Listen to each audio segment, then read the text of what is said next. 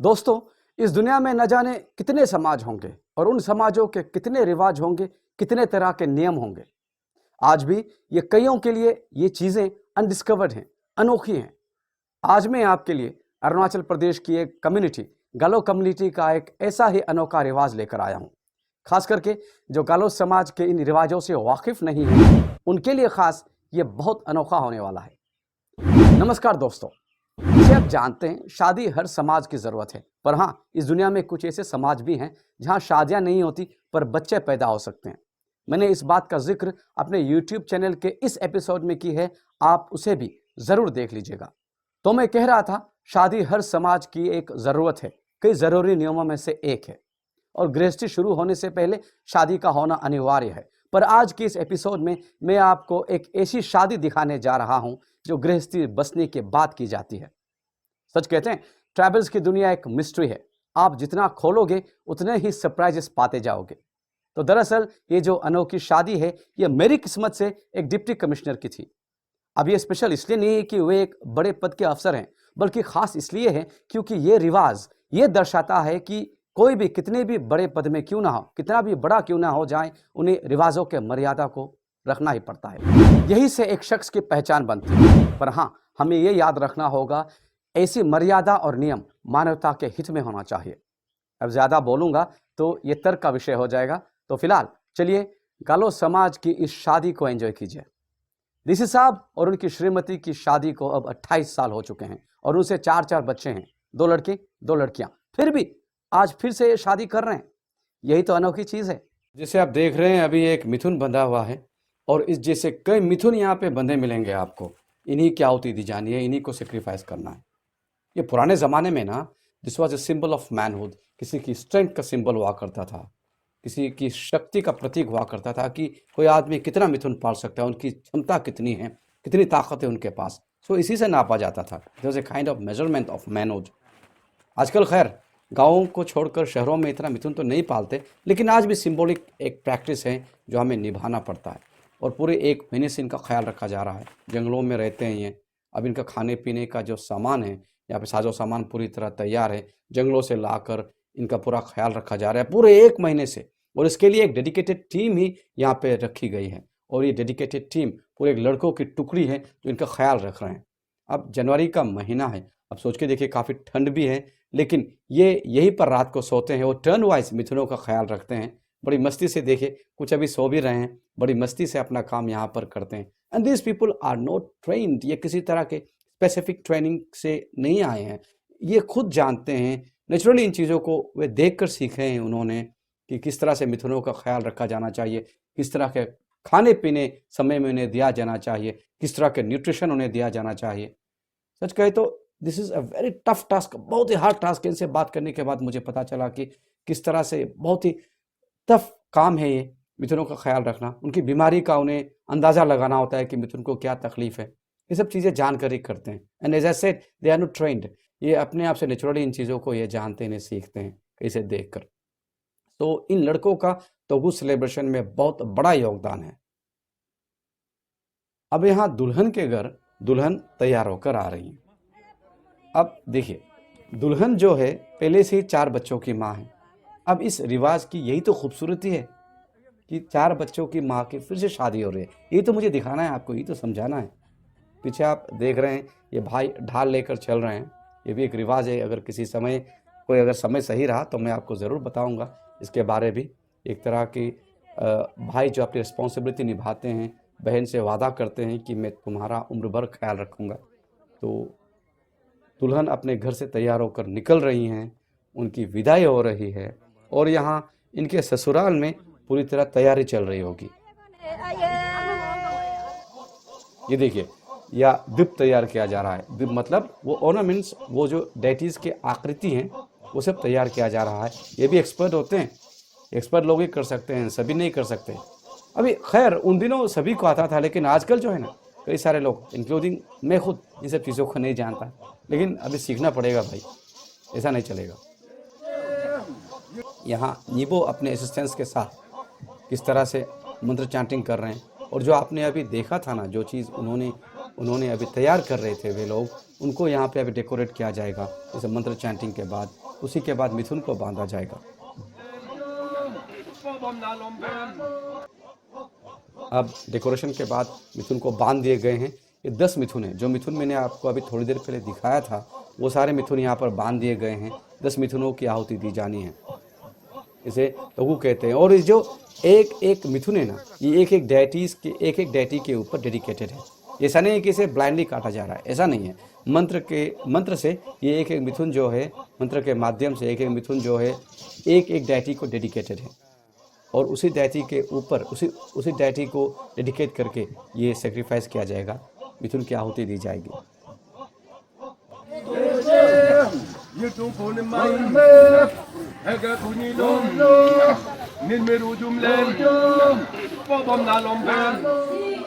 अभी ससुराल में दुल्हन की तैयारी चल रही है। दुल्हन अभी तैयार हो रही है। देखिए किस तरह से एडोन किया जा रहा है, किस तरह से उनकी तैयारी की जा रही है। सारे रिश्तेदार यहाँ पर अभी खड़े हैं, दुल्हन को तैयार करवा रहे हैं।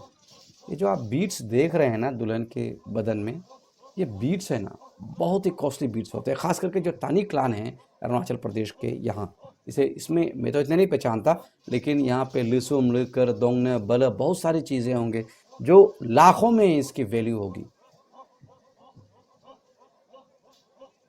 सारे रिलेटिव्स यहाँ पर दुल्हन को तैयार करवा रही हैं। अब जो मुकुटा पहनाया जा रहा है वो भी brush, I think it's kind of brush alloy है। ये अपने आप में बहुत मायने रखता है। और ये रिवाज जो है ना, कई साल हम मतलब पूर्वजों से ये प्रैक्टिस किया जा रहा है, तो इसे आज भी हमें निभाना पड़ता है। ये शमन अपने स्तन के साथ, और ये दुल्हन को देखिए वो मुकुटा भी पहनाया गया है। और अभी दुल्हन को ये वो समझा रहे हैं कि आगे क्या करना है।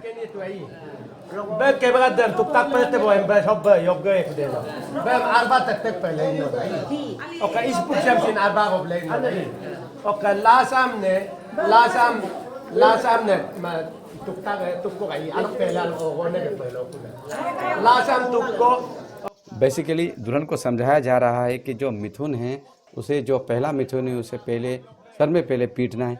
अब पीटने के बाद आप देखिए, समझिए वो जो पत्ता आप देख रहे हैं पीछे ना, उसी से पीटेंगे। उसे कंपू कहते हैं। और इस कंपू से मिथुन को पहले दुल्हन पीटेंगे आगे से, और जो लास्ट का है उसी को भी, उस मिथुन को भी लास्ट का जो मिथुन उसे भी सर में ही पीटना है, बाकी को पीछे से भी चलेगा, ऐसा करके समझा रहे हैं।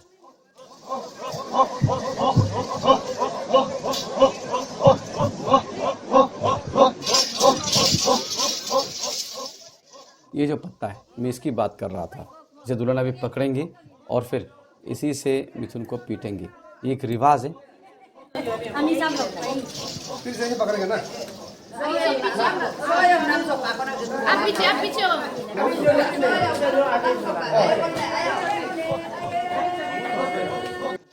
अभी दुल्हन अभी रिचुअल प्लेस की ओर बढ़ेंगे। ये हमारा दूल्हा है, डीसी साहब 4 बच्चों के बाप हैं, फिर भी आज दूल्हा बने हैं।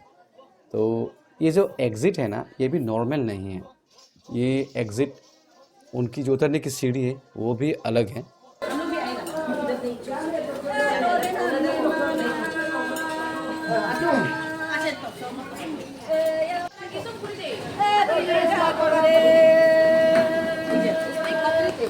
तो ये जो दूल्हा उतर रहे हैं उसी सीढ़ी से, उसके बाद अभी दुल्हन उतरेंगे।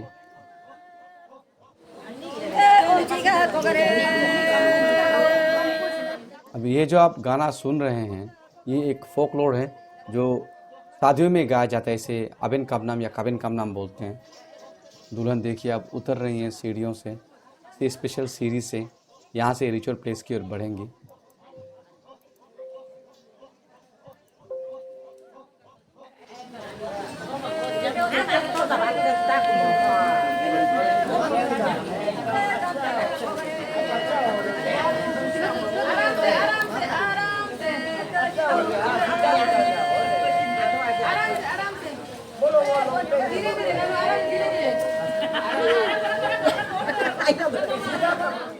बहुत ही सावधानी के साथ उतर रही हैं। कई सारे आभूषण इन्होंने पहना हुआ है और डेकोरेशन भी उन्हें शायद उतरने में थोड़ी सी दिक्कत दे रही हैं, लेकिन फिर भी ये रिवाज तो उन्हें निभाना ही है। पुराने ज़माने में किस तरह हुआ करता होगा ये देखने लायक चीज़ थी होंगी। आज का तो खैर मॉडर्न ज़माना है, बहुत सारी चीज़ें बदल गई हैं, लेकिन उस ज़माने क्या होता होगा, रिचुअली किस तरह से, सच में ऑफ कोर्स यहाँ पर 80-90% तो सही होंगे, लेकिन कुछ कुछ तो चीज़ें बदली होंगी, जैसे कपड़े बदले होंगे, उस तरह के आभूषण किस तरह होते होंगे, ये भी देखने लायक चीज़ें होती होंगी। अब देखिए दुल्हन आगे बढ़ रही हैं।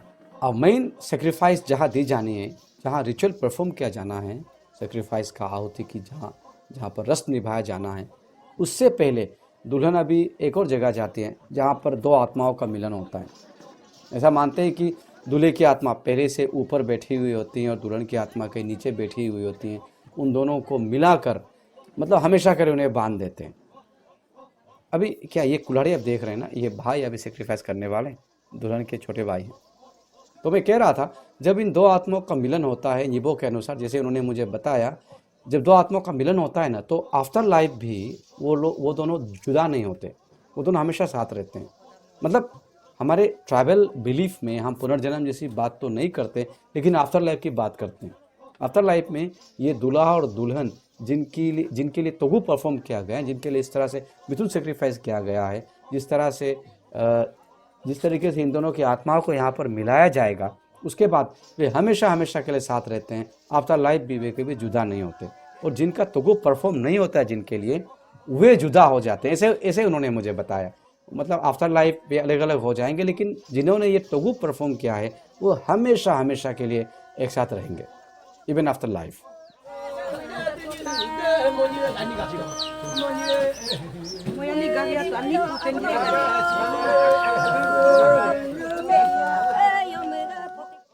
तो देखिए इस रिवाज के लिए यहाँ पर चिकन, एक छोटा सा चिकन सेक्रीफाइस किया जा रहा है। देखिए ये बलि देना ना हमारे ट्राइबल समाज में बहुत ज़रूरी है, बहुत आम बात है, मतलब इसके बगैर तो चलेगा ही नहीं।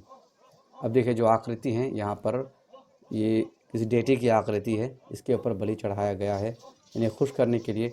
और अभी देखिएगा यहाँ पर दो कैन है, एक्चुअली कैन से बनाई गई ये आकृति हैं, कांटेदार आकृति है। इन दोनों का भी मिलाया जाएगा।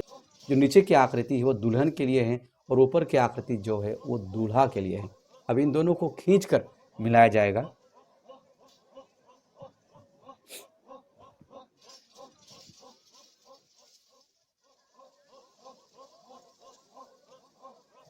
ये चैंटिंग चल रही है और जैसे ही सही समय आएगा दूल्हा और दुल्हन को दोनों को मिलाया जाएगा। देखिए ये दूल्हे को खींचकर नीचे लाया जा रहा है और दुल्हन को खींचकर ऊपर लाया जा रहा है।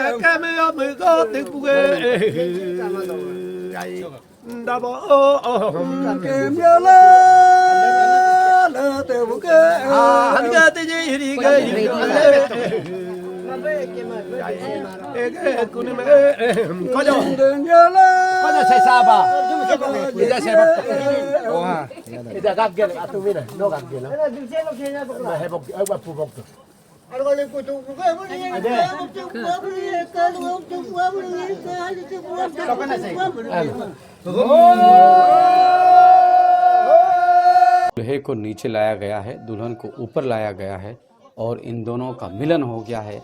ये दोनों हमेशा हमेशा के लिए after life they will be together, ऐसी मान्यता है, ऐसा विश्वास है। ये तो वो परफॉर्म करने का ये सबसे एक अच्छा मीनिंग भी है कि हमेशा के लिए दोनों एक साथ हैं, इवन आफ्टर लाइफ।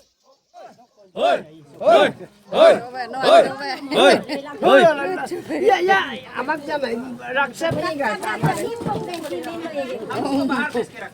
उधर से भी बोल आवाज क्या आवाज उधर से जाके बोलना लाउड स्पीकर बोलना दे अभी हम लोग को बहुत चिल्ला बोल रहा है बात गुरी गुरी इसके बाद दुल्हन फिर प्रोसीड करती है जहाँ पर एक्चुअल सेक्रीफाइस होना है, जहाँ पर 10 मिथुनों की आहुति दी जानी है, and that's the main place of ritual. अब देखिए यहाँ 10 मिथुन जो बंधे हुए हैं, यहाँ पर प्रिस्ट कंटिन्यूसली मंत्र चांट कर रहे हैं, जिससे मैंने आपको बताया एक एक मिथुन एक एक डेटी को डेडिकेटेड है, इसे ब्लाइंडली नहीं काटते हैं।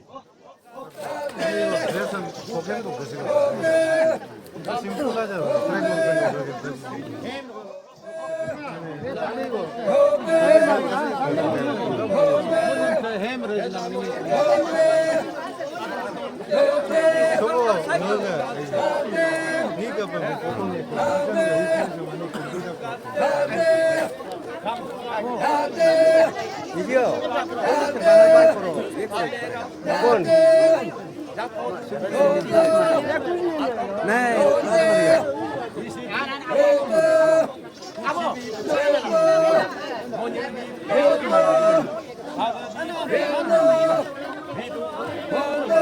Mungkin tak boleh mungkin.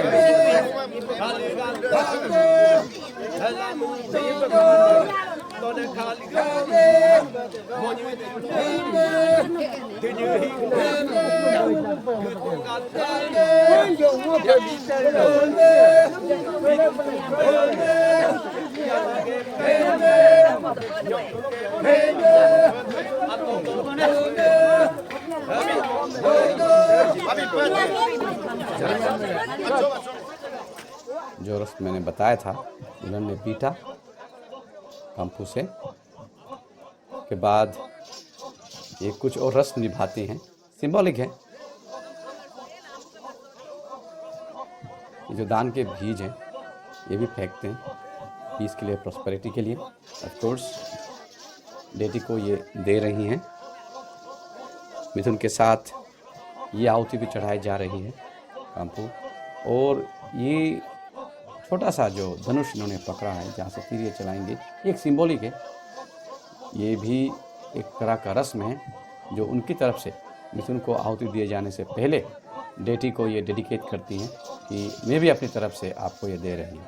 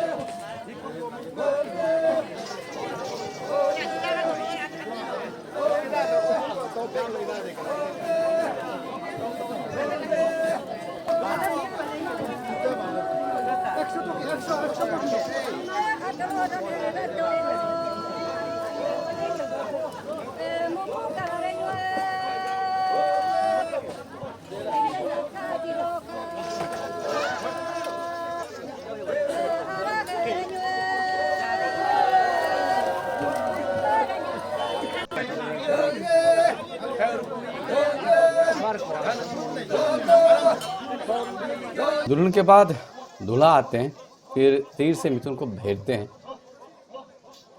उनकी क्षमता को दिखाता है। उसके बाद दुल्हन के भाई आकर सेक्रीफाइस करते हैं मिथुन के।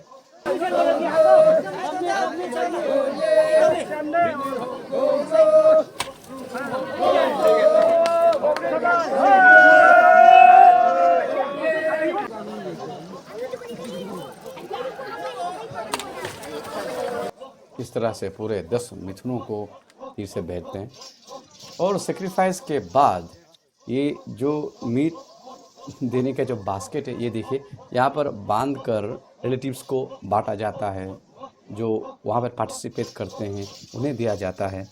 और ये इस तरह से थोड़ा सा ये डिस्टर्बिंग सीन हो सकता है, एंड ऐसा सेट व्यूअर्स का डिस्क्रिप्शन बहुत ज़रूरी है। बस मैं रिवाज को दिखाने की कोशिश कर रहा हूँ। सेक्रीफाइस के बाद इस तरह से मीट डिस्ट्रीब्यूशन होता है और लोगों को दिया जाता है। ये अभी पैक्ड मीट हैं, यहाँ पे अलग अलग पार्ट्स पैक किए गए हैं और इस तरह से रिलेटिव्स को दिया जाएगा। ये देखिए, ये हाथ या पैर है, हाथ या पैर है।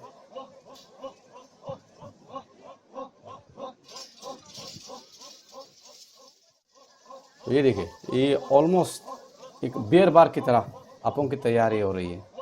काला अपोंग है, फेमस बिवरेज ऑफ द घालो कम्युनिटी, इसके लिए ये बहुत फेमस है।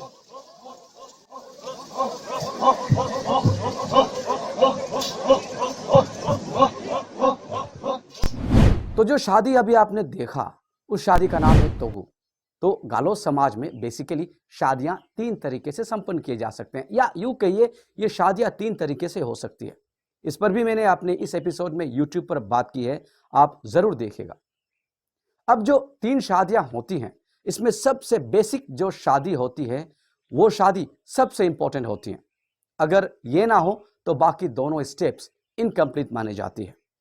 तो पहली तरह की बेसिक शादी जो होती है उसे लायब कहते हैं। दरअसल अब जैसे मैंने कहा, लायब एकदम बेसिक है यहाँ, लेकिन बेसिक होते हुए भी गृहस्थी की जो देवी होती हैं, जो डेटी होती हैं, जिसे आगम कहते हैं, वो मेन डेटी होती है। उन्हीं के नाम पर पूजा होती है, उन्हीं के नाम हम बलि देते हैं। और सबसे अच्छी बात यह है कि ये पूजा बस एक चिकन के सेक्रीफाइस से ही चल जाता है। आगम यानी ऑस्पिशियस की देवी, हर शुभ कार्य, हर फॉर्चून इन्हीं के देन होते हैं। मतलब शादी के लिए जितना आशीर्वाद मिलना था इन्हीं से मिल जाता है। फिर दूसरा रस्म है जिसे योगस्थल कहते हैं। ये बेसिकली ब्राइडल प्राइस होता है। नियम के अनुसार यहाँ लड़की वालों को 2 गाय और 2 मिथुन देकर ब्राइड की एक तरह से कीमत अदा करते हैं। अब योगस्थल भी सोसाइटी के क्लास के अनुसार 2 तरह के होते हैं, दासुक और दात। दासुक थोड़े से लेसर प्रिविलेज लोगों के लिए होते हैं, जहाँ योगस्थल के साथ 2 मिथुन और 2 गाय दी जाती है। और दात में जो थोड़ा सा बेटर प्रिविलेज लोगों के लिए होते हैं, वहाँ मिथुन और गाय की संख्या बढ़कर 4-4 हो जाते हैं। हालांकि ये भी गालो समाज के अंदर ही एरिया टू एरिया थोड़ा सा डिफर कर सकता है।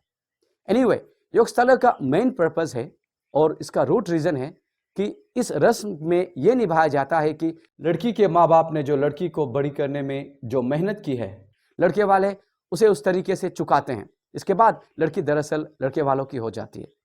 आप कह सकते हैं कि एक तरह से लड़की को खरीद लिया जाता है। पर इनके समाज की खूबसूरती यह है कि ऐसे खरीदे जाने वाले रस्म के बाद भी महिलाओं का दर्जा कभी कम नहीं हुआ।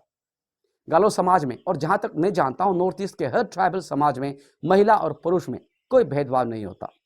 अब योगस्थल के बाद अगर कोई चाहे तो आगे जो आखिरी रस्म है उसे निभा सकते हैं, या नहीं निभाकर भी आप जीवन बिता सकते हैं। लेकिन मान्यता यह है कि इस आखिरी रस्म को सिर्फ चोजन वन ही निभा सकते हैं। कहते हैं चाह कर भी कोई इस रस्म को नहीं निभा सकते, जो शादी का सबसे बड़ा रस्म होता है, जिसका नाम है तोगू, जो आपने शुरू में वीडियो में देखा था। यहाँ रिचुअली 10 मिथुनों की आहुति दी जाती है। तोगू के लिए पहले रॉक्सिन से कंफर्म किया जाता है कि कोई पर्टिकुलर इंडिविजुअल या कोई पर्टिकुलर घर तोगू परफॉर्म कर सकते हैं कि नहीं, मतलब वे चोजन है कि नहीं। ये रॉक्सिन एक तरह का रिचुअल का नाम है जहाँ चिकन लीवर से चीजें कंफर्म की जाती है। सरप्राइज? दरअसल ये एक ट्रेडिशनल प्रैक्टिस है। आप चौंकेंगे, यहाँ शमन, जिसे हम गालो डायलेक्ट में नीबो कहते हैं, चैंटिंग के बाद चिकन को स्लिट करते हैं और उसका लीवर निकाल कर स्टडी करते हैं। यूजुअली इसके लिए उन्हें कुछ और असिस्टेंस की ज़रूरत पड़ती है, but most of the times, sometimes they even can do it single handedly. But अगर साथी हो तो दे टुगेदर किसी नतीजे पर पहुंचते हैं। एक्चुअली होता क्या है, वे चिकन लीवर के आर्टरीज और वेन्स के रूट को ट्रेस करते हैं और उनसे अनुमान लगाते हैं। सुनने में थोड़ा अजीब है, लेकिन ऐसा करते हैं। आपको सुनकर और भी थोड़ा सा अजीब लगेगा जब आप जानेंगे कि किसी लड़की के घर रिश्ता भेजने से पहले भी, खास करके पुराने ज़माने में और कभी कभी आज भी, रोक्सिन की जाती है। हिंदू समाज में कुंडली मिलाते हैं और गालो समाज में रोक्सिन की जाती है। खैर, आजकल लव मैरिज के चलते ये प्रैक्टिस थोड़ी सी हट गई है। रोक्सिन अपने आप में इतनी मान्यता रखती है कि पहले ज़माने में, इनफैक्ट आज भी कई बार किसी विवाद में सच और झूठ का फैसला करने के लिए भी रोक्सिन ही हम यूज़ करते हैं, रोक्सिन का इस्तेमाल करते हैं। यहाँ तक कि जो गुमशुदा लोग होते हैं उनकी तलाश भी हम रोक्सिन की मदद से कभी कभी करते हैं। तो रोक्सिन कंफर्म करता है कि तोगू होनी चाहिए कि नहीं, और कंफर्मेशन एफर्मेटिव हो तो तोगू परफॉर्म किया जाता है। फिर तोगू भी दो तरह के होते हैं, मतलब इनका अल्टीमेट टास्क और अचीवमेंट एक ही है, पर इसे दो तरीके से परफॉर्म किया जा सकता है। एक है इतुलोतु और दूसरा है होमा। ये दोनों ही रिचुअल्स तोगू हैं और इन दोनों में ही 10 मिथुनों की आहुति दी जाती है। हालांकि आजकल लोग 10 से ज़्यादा मिथुन की भी सेक्रीफाइस करते हैं, पर निबो के अनुसार ये नियम के बाहर है। Anyways, let's come back. इतुलोतु का मतलब होता है वो तोगू जब पहली बार ये रस्म निभाया जाता है, मतलब पहली बार तोगू करते हैं। और होमा का मतलब होता है वो तोगू जब दूसरी तीसरी बार ये परफॉर्म किया जाता है। लेकिन इसमें भी निबो ने बताया कि अगर लड़के वालों ने दोकीदोलाम रस्म पहले निभाए हों तो इसके बाद जो तोगू होता है वो होमा कहलाएगा। अब दोकीदोलाम भी एक तरह का रिचुअल ही है, एक रिचुअलिस्टिक टर्म है जहां लड़के वाले लड़की वालों को इनवाइट करते हैं और उनके लिए एक मिथुन सेक्रीफाइस करते हैं। इस रस्म में लड़की वालों के पास अगर कोई ऑर्नामेंटल बीज से, जैसे लुसुम निकर जिसे हम कहते हैं, ऐसी संपत्ति हो तो वे लड़की को दे देते हैं। कितना कॉम्प्लेक्स है ना। पूछते पूछते और समझते समझते मेरी भी हालत खराब हो गई थी। अब जो तोगू असी रोजुम रखसाब जी ने, जो डीसी साहब ने परफॉर्म किया था, वो दरअसल इतुलोतु है। और अगर ये दूसरी तीसरी बार ये रस्म बाद में निभाया जाता है तो उसे होमा कहा जाएगा। इन्होंने भी रोक्सिन से कंफर्म किया था कि उन्हें तोगू परफॉर्म करना है या नहीं, मतलब वो कर सकते हैं कि नहीं। Is the chosen one. अब मेरी जिज्ञासा ने मुझे निबो से यह भी पूछवाया कि अगर हम रेस्पेक्टिव रिचुअल्स को परफॉर्म नहीं करें तो क्या होगा। निबो ने बताया कि सबसे पहला जो रस्म अगम में, उसे अगर हम परफॉर्म नहीं करते हैं तो अगम रूठ जाती है और जो ब्राइड है वो अक्सर बीमार होने लगती है। खास करके अच्छे खान पीन के बावजूद वे अंडरवेट रहती हैं और बाकी हेल्थ इश्यूज से भी वे जूझ सकती हैं। फिर तोगू के कंफर्म होने पर भी अगर तोगू परफॉर्म ना करें तो भी कई तरह की अपशगुन चीजें हो सकती हैं। अब मेरा सवाल ये भी था कि अगर कोई तोगू कंफर्म होने पर भी परफॉर्म नहीं कर सके, मतलब हो सकता है उनके कैपेसिटी के बाहर हो या किसी और कारण से अगर वो तोगू परफॉर्म नहीं करते हो तो क्या होगा। मुझे बात जानकर आश्चर्य हुआ कि इनके पास इसका भी तोड़ है। निबो ने बताया कि ऐसे हालात में वे दिग्पुन से और थोड़ा सा मोहलत मांगते हैं। दरअसल दिग्पुन तोगू की मेन डेटी होती है, तो अगर कोई तोगू परफॉर्म नहीं कर पाता है तो वे एक अल्टरनेटिव रिचुअल परफॉर्म कर उनसे दिग्पुन से वादा करते हैं कि 2-3 साल की इस स्पेसिफिक पीरियड के बाद जब उनकी स्थिति बेहतर हो जाएगी तो वे जरूर तोगू परफॉर्म करेंगे। इनफैक्ट वे इसके लिए उनसे और ब्लेसिंग मांगते हैं कि उनकी कैपेसिटी इस काबिल हो कि वे जल्द से जल्द तोगू परफॉर्म कर सके। इस रिचुअल का नाम है बुई कुमनम, जहां तोगू को पोस्टपोन करने के लिए एक बोर या सो सेक्रीफाइस करते हैं और इसके बाद जब सही समय आ जाता है तो वे तोगू कर लेते हैं। लेकिन अगर उस मोहलत के बाद भी इनकी स्थिति में कोई सुधार नहीं आता तो दिग्पुन भी समझ जाते हैं कि उनके पास अभी वो कैपेसिटी नहीं है और अपने डिमांड्स को छोड़ देते हैं, मतलब अब उन्हें तोगू करने की जरूरत नहीं है। तो गालो समाज में ये शादी के नियम की बेसिक चीजें हैं। ये नियम भी, जैसे मैंने पहले कहा, थोड़े बहुत एरिया टू एरिया डिफर कर सकते हैं, लेकिन जो कोर कंसेप्ट है वो इंटैक्ट रहेगा। इस वीडियो के लिए मेरे रिसर्च के दौरान मुझे कई ऐसी बातें पता चली जो प्रैक्टिस की जाती है कन्वेंशनली पर रिचुअल से बाहर हैं। इसमें मुझे सबसे ज्यादा इंपॉर्टेंट चीज ये लगी कि मिथुनों की जो आहुति दी जाती है वो कई बार संख्या में रिचुअल से बाहर होती है। निबो के अनुसार तोगू का जो स्टैंडर्ड फॉर्मेट है उसके अनुसार 10 मिथुन की आहुति दी जानी चाहिए और निबो अपने मंत्र से उन 10 मिथुनों को रेस्पेक्टिव डेटीज को डेडिकेट करते हैं। ज्यादा की संख्या नियमों के विरुद्ध है। उनके अनुसार इससे ज्यादा की संख्या की आत्मा, जो मिथुन की आत्मा है, वो भटक जाती हैं और समाज के लिए, उस घर के लिए अपशगुन आ सकती है। यह बात अगर गौर किया जाए तो कंजर्वेशन के लिए भी सही बैठता है, मतलब जितना जरूरी हो उतना ही। नेचर का भी तो यही रूल है। आज खास करके अरुणाचल प्रदेश जैसे ट्राइबल एरियाज में भी मछलियों की संख्या तक कम हो गई है। कारण रैम्पेंट एंड इलीगल फिशिंग, नदियों में ब्लास्टिंग्स, इनडिस्क्रिमिनेट पॉइजनिंग ऑफ रिवर्स, जहाँ ब्लीचिंग पाउडर जैसे चीज़ें इस्तेमाल किया जाता है, इनडिस्क्रिमिनेटली मछलियों को मार देते हैं, बड़े छोटे सबको। यहाँ तक कि बर्ड शूटिंग एक्सेट्रा, चिड़ियों की संख्या कम हो गई है। हालांकि अब बहुत सारे लोग जागरूक हो गए हैं और इस तरह की एक्टिविटीज़ में अभी बहुत सारी कमियां आई हैं और वाइल्ड लाइफ में अभी थोड़ी सी बढ़ोतरी हुई है। यही चीज़ें तोगू जैसे रिचुअल्स में भी लागू होती हैं। पहली बात तो मेरी अपनी निजी सोच इस तरह की किलिंग के सख्त खिलाफ जाती है, लेकिन मेरे अकेले के बोलने से कितना असर होगा ये फिर एक सोच का विषय है। लेकिन हम सब की सोच मिल जाए तो समाज की सोच में सुधार आ सकती है। मुझे पर्सनली ऐसे सेक्रीफाइसेस, जैसे मैंने कहा, बहुत इनह्यूमन लगती हैं, पर अपने कल्चर के स्पिरिट को जिंदा रखने के लिए मैं इसका हिस्सा हूँ। और क्योंकि ये अभी तक डायरेक्टली मानवता की पीसफुल एग्जिस्टेंस के लिए कोई थ्रेट नहीं है, तो बहुत हद तक ये टॉलरेबल भी है। इनफैक्ट गालो मान्यता के अनुसार ये उनकी प्रगति और सलामती के लिए ज़रूरी है। लेकिन मैं ऐसा भी मानता हूँ कि ज़रूरी नहीं कि हर प्रैक्टिस की गई चीज़ें, हर प्रैक्टिस की गई रस्म फॉरएवर सही हो। आप सती को ही ले लीजिए। 1829 में जब तक अंग्रेजों ने इसे एबोलिश नहीं किया, ये एक प्रथा थी।